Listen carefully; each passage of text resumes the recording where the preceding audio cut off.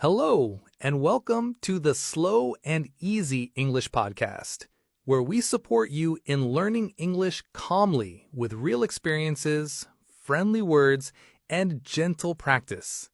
I'm your host, David, and before we begin today's episode, I want to share something new and special with you, especially if you're someone learning English. Many of you have said things like, I can understand English, but when people speak fast, it's very difficult. And honestly, you're right.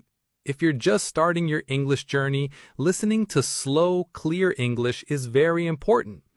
That's why we've created this special podcast series. It's called the Slow and Easy English series.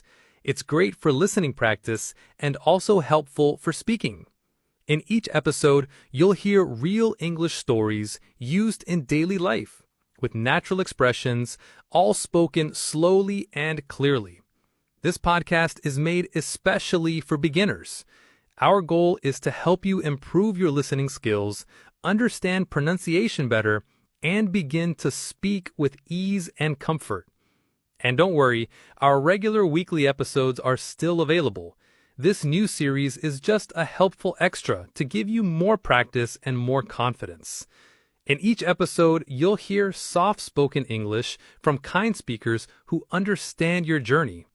Think of this as your quiet space, where learning English becomes peaceful and stress-free.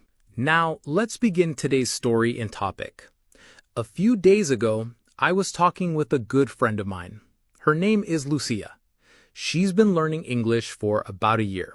She's friendly, smart, and usually talks a lot. Like me, she speaks Spanish as her first language, and we've known each other for many years. That day, we made some tea and sat down to chat in Spanish. She talked about work, her weekend trip, and even a funny story about her cat. She was full of life, using her hands as she spoke, laughing and smiling with excitement. Her words came quickly and easily. But then, I switched our conversation to English, and something changed. Suddenly, she paused often. Her smile became smaller. Her hands stopped moving. She said things like, how do you say this? Or, sorry, my English is not good. But honestly, her English was okay. I could see that her whole energy had changed. In Spanish, she was herself. In English, it felt like she was holding back. After a few minutes, she took a deep breath and said something I won't forget. David, I understand English, but when I try to speak, my mouth just doesn't work. I knew she wasn't alone. Maybe you felt the same way too. You understand English, you listen to shows, you might even think in English sometimes. But when it's time to speak, your words feel trapped, like they're behind a door that just won't open. Today, we'll talk about that, why this happens, and what small, gentle steps you can take to make speaking easier. No pressure, no judgment, just calm support. So, why can you understand English but feel stuck when speaking it? Let's take a deep breath and begin with something very important. You are not broken. You are not bad at English. You are not lazy. You are human. Listening and speaking are very different. Listening is quiet. You can do it alone. You can pause, think, and take your time. But speaking is active. You must choose words, move your mouth, use your voice, and often you feel like someone is watching you. This is why many people feel confident in their head, but nervous when they try to speak. It's not about what you know, it's about how you feel. And that feeling, called confidence, doesn't appear first. It comes later, after practice, after making mistakes, after trying again and again. So, if you feel stuck, it's not because you don't know enough. It's because your brain is still trying to protect you from fear.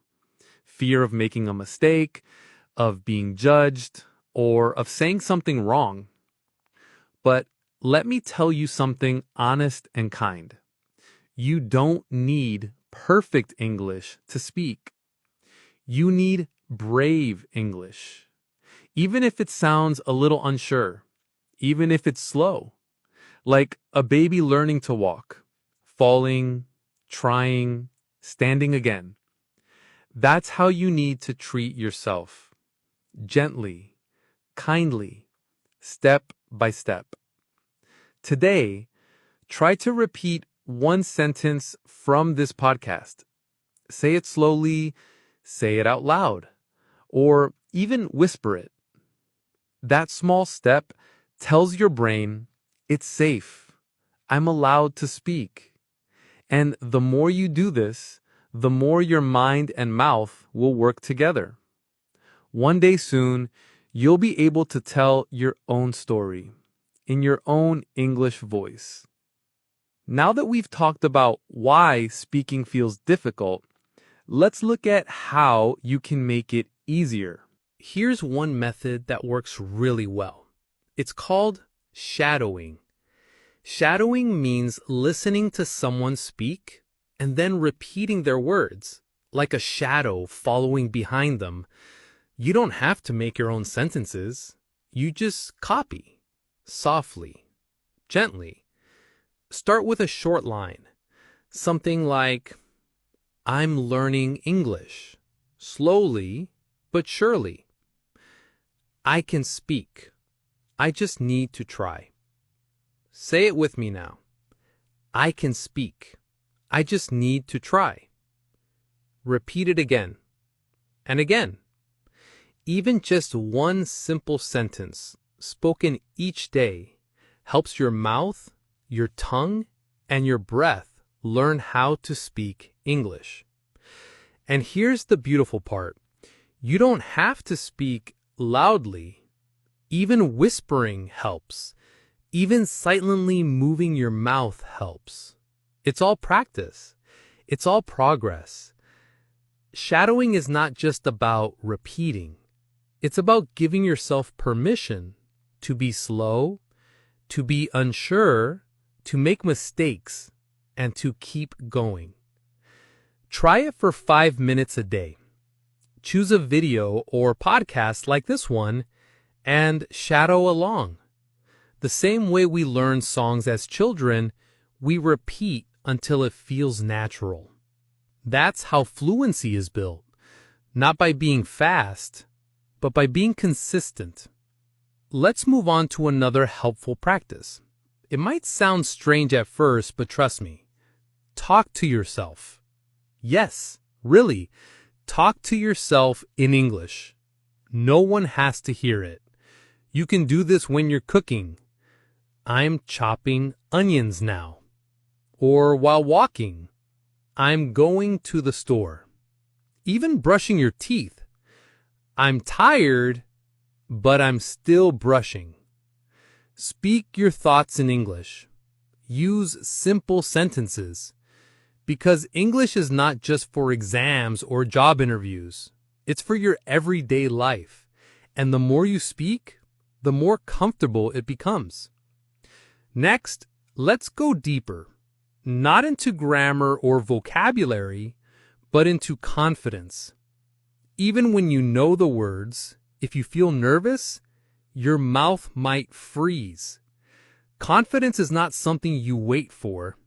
You build it slowly, steadily. So how do you build it? Start before you feel ready. Speak even when you're unsure.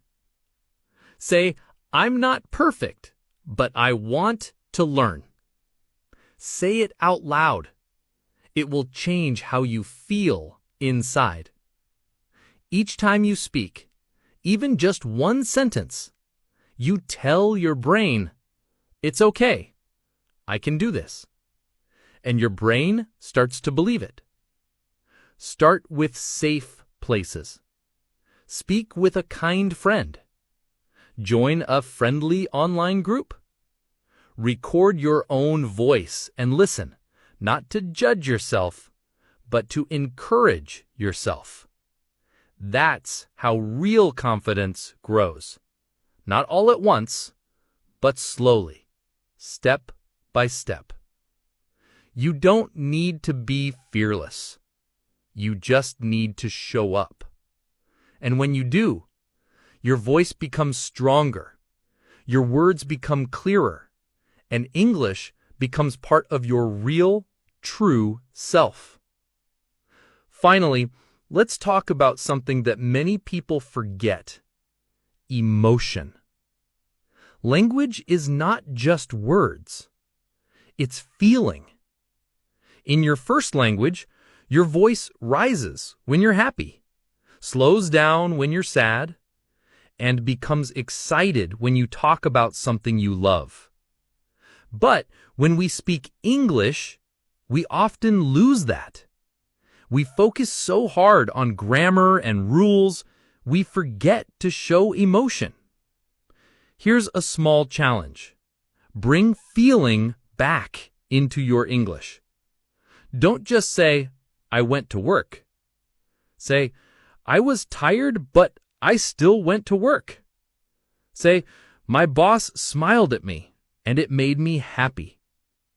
Use your face. Use your voice. Feel the words. Even if the sentence is simple, if it has feeling, it becomes powerful, and people will feel more connected to you when you speak. So far, we've talked about small steps: repeating sentences, shadowing, speaking to yourself, being brave, and adding emotion. These are quiet practices. They don't need to take a lot of time. You just need to show up and stay kind to yourself. Even one sentence spoken with care is a big step forward. So please, don't rush. Don't compare yourself to others. Just keep going. At your pace, in your voice.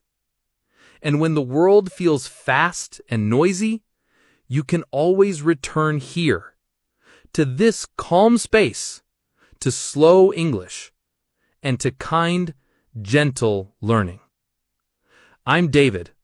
This is your space to grow, to speak, and to be understood.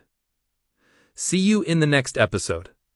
And remember, your voice is ready when you are.